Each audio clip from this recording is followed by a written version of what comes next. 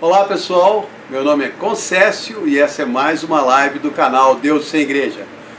Hoje eu queria falar sobre a nossa visão da vida, porque muitas vezes nossa vida pode parecer muito difícil, mas como nós estamos vendo nossa vida? Até onde podemos enxergar a vida aqui nessa terra? Hoje mais cedo eu reli um antigo texto cristão que fala dos relógios digitais e dos analógicos. Os digitais são aqueles relógios que mostram o número na tela. Você olha e vê os números ali com a hora naquele momento. E os analógicos são os de ponteiro, que algumas vezes têm os números, outras vezes só uns tracinhos, às vezes nem número tem. E a diferença entre eles é que os relógios digitais te apresentam a hora imediata. Você nem precisa pensar, só ler o que está escrito ali. É o relógio do aqui e agora. Já o relógio analógico te apresenta todo o círculo do tempo para você considerar. Ao mesmo tempo que você vê os ponteiros indicando a hora, minutos e segundos, você também pode ter uma visão de todas as horas que se passaram e as que ainda vão vir. E é assim que deve ser a nossa visão da vida. Não só ficar olhando para aquele momento difícil que nós estamos passando. Não ficar olhando só para aquela árvore na nossa frente, mas tentar ver toda a floresta por cima. Não ver só aquele dia que você está vivendo com aquelas dificuldades, aquele momento difícil, mas sempre tentar olhar mais adiante para o que está muito mais lá na frente.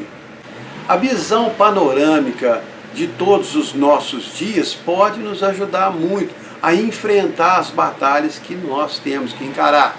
Porque quando olhamos para trás, podemos ver o que já passamos e isso nos anima, porque já passou. Tivemos dificuldades e passamos por elas. Elas ficaram para trás, resolvidas ou não, mas conseguimos seguir em frente. E quando olhamos para o futuro, ainda que nesse mundo ele possa não parecer tão brilhante e promissor, sabemos que o nosso destino final é o melhor. Sempre que eu enfrento situações difíceis ou presencio atitudes duras de outras pessoas, sofro decepções, encontro problemas sem solução, eu tento olhar para um futuro mais distante, mais adiante. E se esse tal problema, situação ou pessoa não conseguir ficar para trás na minha visão dos dias futuros, então eu olho mais para frente ainda. Olho lá para a minha vida depois dessa, quando eu for para o céu. Porque tem coisas que não vão ser resolvidas aqui nessa terra. E essa é que é a boa notícia sobre o céu. Lá tudo vai ser resolvido, porque no céu não existem problemas. Em Apocalipse 21, temos que no céu não vai existir mais morte, nem dor, nem tristeza, porque todas essas coisas já passaram. Deus vai enxugar todas as nossas lágrimas e vai viver no meio de nós. Nós vamos morar na cidade dele e ele vai morar conosco. Então, muitas vezes, nós precisamos parar de olhar para a árvore enorme que está na nossa frente e elevar a nossa mente e o nosso coração até o céu, para poder ver toda a floresta, tudo o que nós já percorremos e o que ainda vamos percorrer, principalmente aonde nós vamos chegar. Porque mesmo que você não saiba o que vai enfrentar ainda nessa vida, uma certeza você tem, que é onde você vai chegar no final da sua vida. Se você é um cristão, um filho de Deus, que tem Jesus como seu Salvador, no final dessa vida, nós vamos nos encontrar lá na casa do nosso Pai. Lá naquele lugar que Jesus falou em João 14, de 1 a 6, foi muito bacana, porque Jesus começou esse capítulo de João falando assim: não fiquem com o coração aflito, acreditem em Deus, acreditem também em mim. Na casa de meu Pai há muitas mansões, se não fosse assim, eu já teria dito, vou preparar um lugar para vocês. E depois que eu for, voltarei outra vez e vou levá-los comigo, para que onde eu estiver, vocês estejam também. Isso é muito lindo. E sabe o que ele falou? Vocês conhecem o caminho para onde eu vou. É claro que nessa hora o Tomé teve que perguntar lá no versículo 5, Senhor, nós nem sabemos para onde o Senhor vai, como podemos conhecer o caminho? E aí sabe o que Jesus respondeu? Eu sou o caminho. E esse é aquele versículo famoso de João 14,6. Eu sou o caminho, a verdade e a vida. Ninguém vem ao Pai senão por mim. Quer dizer, se você tem Jesus como seu Salvador, então você conhece o caminho, porque você conhece Ele e Ele é o caminho. Ah, mas e se eu não souber chegar lá? Bom, com relação a isso você não precisa se preocupar, porque você tem um anjo de Deus que vive ao seu lado e vai poder te levar em segurança para a casa do seu Pai quando o seu dia chegar. Por isso a visão não pode ser a do relógio digital que só vê aquela hora, naquele momento. Mas você tem que ter aquela visão de todo o tempo que já teve nesse mundo, o tempo que ainda vai ter, que só Deus sabe quanto vai ser, mas mesmo sem saber, você consegue olhar lá no futuro e ver aonde vai estar. Eu não sei como vai ser minha vida daqui a 10 anos, 20, se eu vou estar vivo ou não, se eu vou estar bem ou não. Só Deus sabe quantos dias, ou horas, ou anos eu ainda tenho pela frente. Mas eu sei aonde eu vou estar daqui a uns 200 anos. Consigo facilmente me visualizar caminhando na praça da cidade celestial. Sempre gosto de imaginar esse futuro, passeando pelas ruas da cidade, andando na praça, encontrando amigos, vendo gente conhecida. Passando na praça, vejo o Elvis sentado num banco, tocando violão, Beethoven acompanhando no piano. Isso é uma visão muito encorajadora e muito real para mim. Ah, mas você está viajando, será? Tem certeza?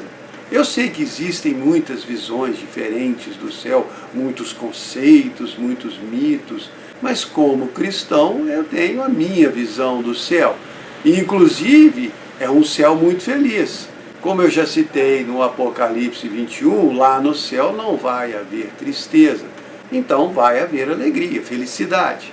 E o céu é um lugar feliz, não um lugar monótono, chato, sem graça, cheio de regras, de não pode, não toque, não olhe, não faça. E isso é aqui na terra, lá não.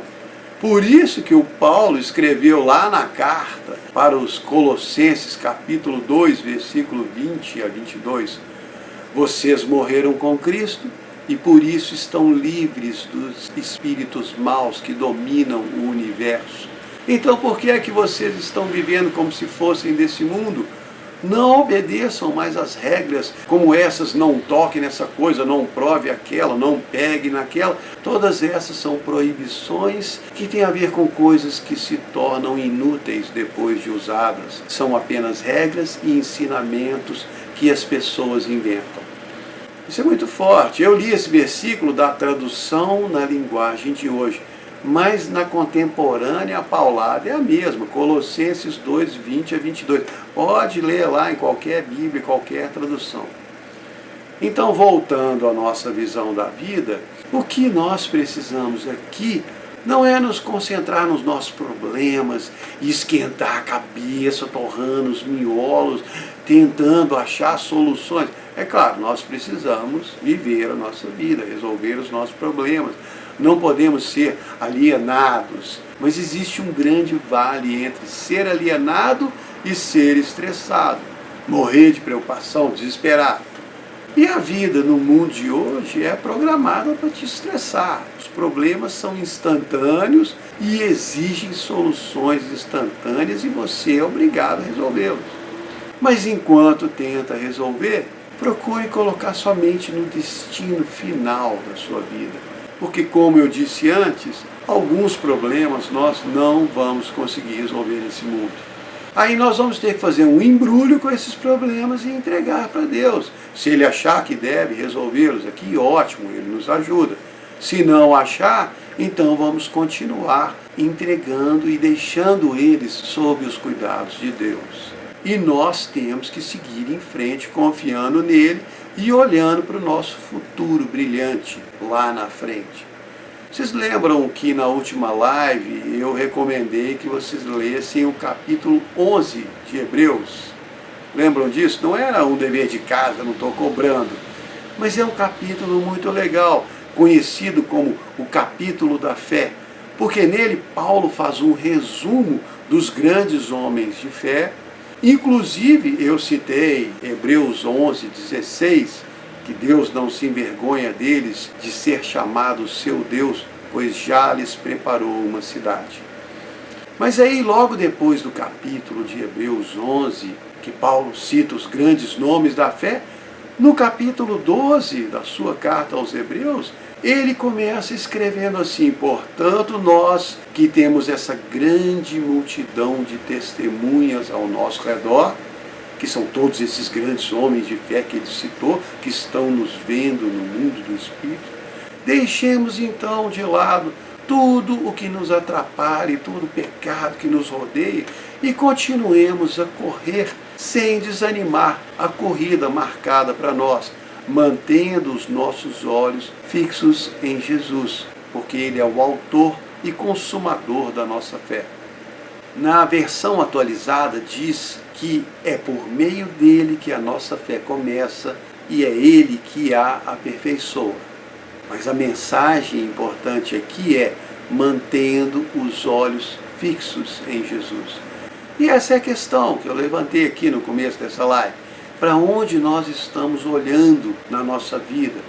Porque, gente, fala sério, tem hora que bate um desespero, tem dias que a gente fica desanimado, as coisas acontecem e a gente não consegue ver aquela esperança lá na frente.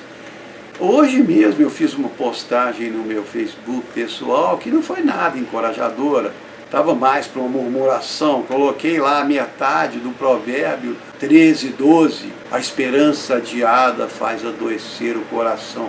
Nem quis colocar o final do versículo, que é o mais bacana, que é o que renova a fé, mas o desejo cumprido é a árvore de vida. Mas eu estava naquele astral de, nossa, meu Deus, será que a coisa não vai andar para frente? Eu estava vendo aquela árvore enorme na minha frente, ela não deixava eu ver mais nada. Eu não queria levantar a minha visão para um patamar celestial. E às vezes a gente fica assim, não adianta nada, não ajuda nada e nem ajuda ninguém. Eu só dei aquela reclamada, ainda usei uma escritura para me justificar. Foi um péssimo exemplo. Mas é bom para vocês verem que eu também passo por momentos difíceis e muitas vezes não consigo reagir na hora. Mas aí Deus vai lá e dá um cutucão. E é muito engraçado, porque eu estava digitando essa live e tentando preparar o texto e a coisa não andava. E eu sempre faço uma oração e peço muito para Deus me guiar no que eu devo falar, porque eu realmente não quero ficar aqui falando concessiologia, coisa da minha cabeça. Meu objetivo aqui é compartilhar o que eu aprendi sobre Jesus, através da Bíblia, de estudos, de aulas, de outras pessoas que foram guiadas por Deus. E eu sempre tento deixar Deus me guiar na preparação das lives. Mas eu estava aqui tentando escrever sobre esse tema que Deus tinha me mostrado, mas a coisa não fluía. Porque Deus queria me guiar de uma maneira diferente e aproveitar para me dar um cutucão. Porque uma coisa eu já percebi aqui, tudo que eu falo para vocês, Deus acaba me cobrando depois. É assim, eu vou lá, faço uma live sobre condenação, aí uns dias depois vem aqueles pensamentos de condenação na minha mente, para ver se eu realmente acredito naquilo que eu falei, se eu vou colocar em prática o que eu tentei ensinar aqui.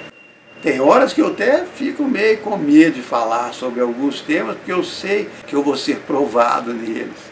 Mas eu prefiro responder agora pelas minhas palavras do que deixar de falar. Porque uma coisa que me alegra muito é saber que Deus pode me usar aqui para dar uma mensagem de encorajamento e de fortalecimento, para ajudar alguém, mesmo que não alcance muitas pessoas, mas cada pessoa que me assiste aqui é muito preciosa para mim. Então, voltando ao nosso tema principal, desculpa o desvio, a questão que eu levantei aqui no começo da live é: para onde estamos olhando? Para onde você está olhando? Sabe quando você está dirigindo na estrada e só vê aquele pedaço de estrada na sua frente? Às vezes a estrada é boa, às vezes não. Algumas vezes tem neblina, às vezes tem chuva forte, estrada esburacada, empoeirada. Mas tudo isso faz parte. O problema é quando você fica sem saber se está indo na direção certa. Fica na dúvida se entrou em algum desvio errado, se perdeu o caminho. Aí você precisa usar um mapa. Hoje em dia temos o GPS. Você coloca o seu destino e te mostra para onde ir. Normalmente funciona, às vezes não. Mas antigamente nós usávamos um mapa rodoviário. Eu usava muito o guia 4 rodas. Mesmo depois do GPS, continuei usando. Uma vez eu estava indo numa viagem longa e o GPS me enfiou dentro de um engarrafamento enorme, porque para ele era o caminho mais curto. Aí eu fui lá no porta-luva, peguei o velho guia 4 rodas e olhei e descobri uma estrada secundária que dava uma pequena volta numa cidadezinha, mas me tirava daquele engarrafamento. Segui o mapa e economizei horas de espera. Mas isso porque o mapa me dava uma visão geral, eu conseguia ver lá na frente o meu destino, onde eu queria chegar, outras cidades, outras estradas. E a vida tinha me apresentado um problema, a tecnologia me enfiou mais fundo dentro dele, mas a visão geral do mapa me mostrou que existia um outro caminho para eu chegar onde eu queria. E na nossa vida nós precisamos seguir o mapa de Deus, que é a sua palavra escrita, a Bíblia. Ah, mas a Bíblia não vai me falar para onde que eu tenho que ir. Não, não vai. Mas ela vai clarear a sua visão, vai te ajudar a enxergar melhor as dificuldades que estão no seu caminho. E o seu relacionamento com Deus vai confortar o seu coração e te dar a fé e a confiança para seguir, independente do que venha acontecer com o mundo, com o seu país, sua cidade, sua casa, sua vida. Se você mantiver os olhos fixos em Jesus, que é o autor da sua fé, se mantiver a sua mente focada no futuro brilhante depois dessa vida, tudo muda de perspectiva. Aí os seus problemas diminuem quando você coloca o seu Deus ao lado dele. O inimigo da sua alma adora colocar uma lente de aumento na sua frente, para você ver os problemas como eles são enormes. Aí você tem que adotar o costume de colocar sempre Deus do lado dos mesmos problemas e dificuldades. Aí eles vão diminuir muito. Porque se você comparar a grandeza de Deus com os seus problemas, eles vão ficar bem pequenininhos. Como é que fala Romanos 8:18? Para mim tenho por certo que as aflições desse tempo presente não podem ser comparadas com a glória que vai ser revelada em nós. Eu tenho um amigo que é fã desse capítulo, especialmente desse versículo, dá para entender por quê. Então preste muita atenção para onde você está olhando e se esforce para manter sempre a sua visão no futuro brilhante que Deus tem reservado para você. Tudo pode ficar muito ruim aqui nesse mundo, mas lá no nosso céu vai ficar tudo bem e para sempre. Espero que vocês tenham gostado. Muito obrigado.